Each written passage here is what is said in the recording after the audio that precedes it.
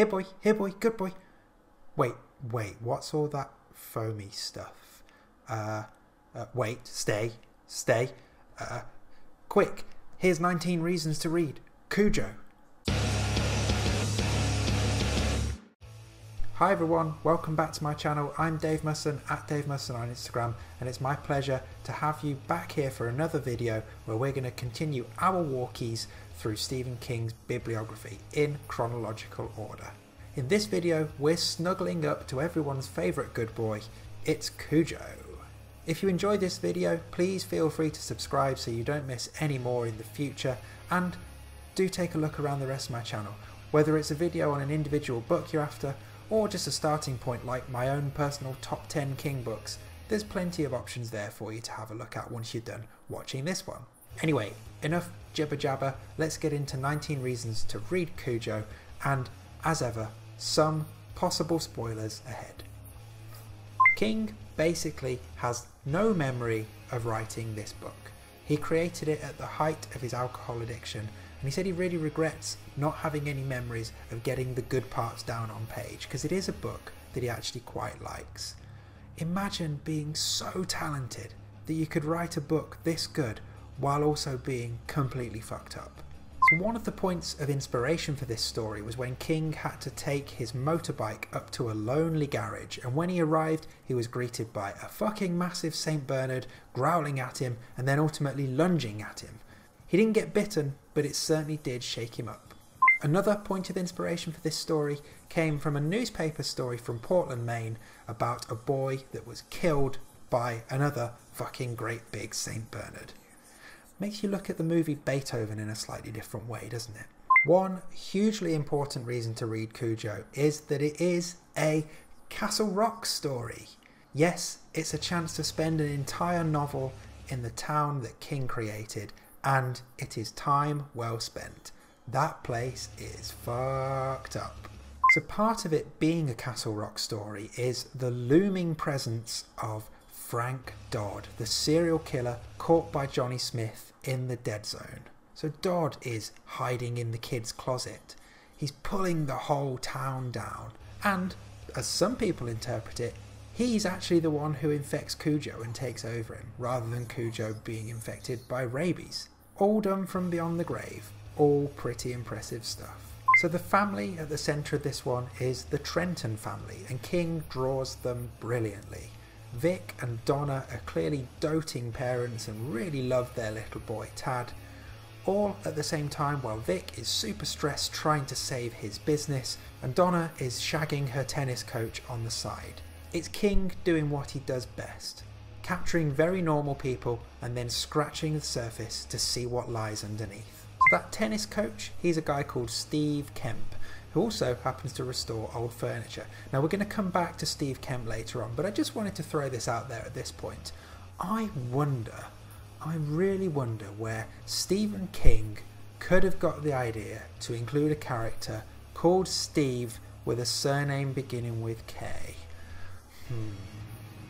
So the other main family involved in this are the Cambers. There's the likeable boy, Brett, the downtrodden mother, Charity, and the absolute asshole dad, Joe. Oh, and one great big St. Bernard, of course.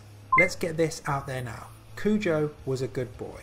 He was always a good boy. He was even a good boy when he was ripping people's throats out. None of this was his fault. None of this was Cujo's fault at all. It was the bat's fault. The bat infected him with rabies. Shithouse move from the bat, I say. So one of the scariest scenes in this book is one early morning where Cujo has already been infected by rabies and it's slowly taking over his brain, and he's standing out there in the mist as Brett, who Cujo sees as the boy, is calling for him. And most of Cujo's brain wants to just go and run at the boy and rip his head off, but there's enough of that good boy Cujo still in there to allow him to hold back, and ultimately for Brett and his mother to go away for a few days. Cujo isn't able to hold back the rabies for much longer, but he is able to spare the boy.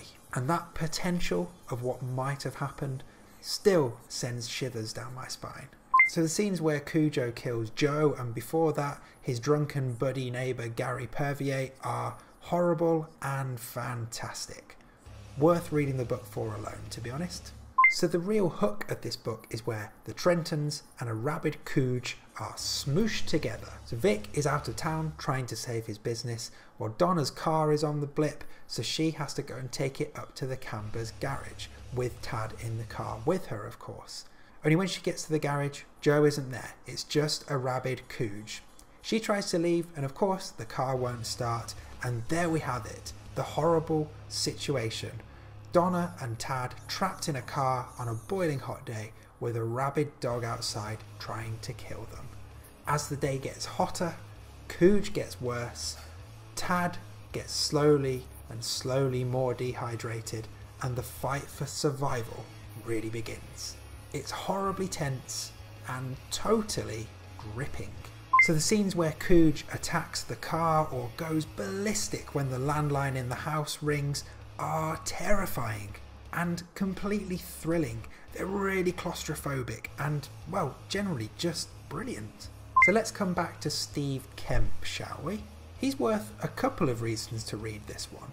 First of all, when Donna decides to break off his affair, he takes it very well and decides to write a letter to Vic, revealing the affair. Now, he makes this an anonymous letter, but he does include one specific detail to ensure that Vic knows this is not a hoax. What is that detail? Well, it turns out Donna, just above her pubic hair, has a birthmark that looks like a question mark. Steve references this in his letter and then asks Vic, "Do you have any questions?" It's such a cruel line, and it stays in Vic's head for the rest of the book. It's brilliantly done. Second Steve Kemp reason to read this book is a continuation of how well he handles this breakup. After sending his letter, he then goes round to Donna's house, finds it empty, so breaks in, trashes the place, and then, wait for it, jizzes all over their bed. And it doesn't even take him much effort. He gets such a hard-on from trashing the house that apparently it only takes him a couple of strokes before his stuff is all over their bed sheets. Lovely. So back to the Camber garage we go, and we get to see everyone's favourite chief of police, George Bannerman. Unfortunately, we don't get to see him for very long because Cujo rips his guts out. So as the story goes on, Donna realises that Tad is fading. If she can't get rid of Cujo and get some fluids into Tad and get some help, he's going to die of dehydration. So she summons up all of her courage, puts aside all the exhaustion, the fact that she's been bitten by Cujo, and steps out of the car, finds an old baseball bat, and batters that St. Bernard to death in a moment of sheer, unrelenting triumph. Tad still dies though. Oof, such a cruel ending.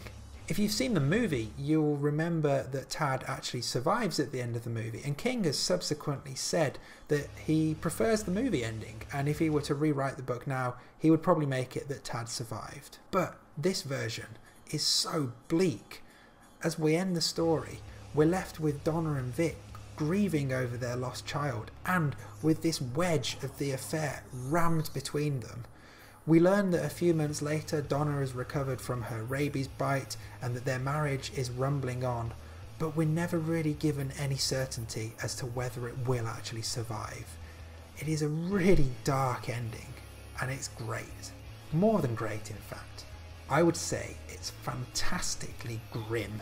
So lastly, this was actually my first ever Stephen King book. This is the story that set it all going for me, so I will always have a soft spot for it, and I would always encourage people to read it. That, and of course, it's fucking brilliant, so read it. There you go, 19 reasons to read Cujo. Let me know what you think in the comments, and let me know what you think of the ending. Should Tad have lived or died? If you like this, do subscribe to my channel so you don't miss any future videos, and maybe head over and see me on Instagram where I'm at Dave Musson. Come along and say hi. Also in the description, you'll find a link to my band's song Stephen, which is a song about Stephen King and has been playing in the background for this video.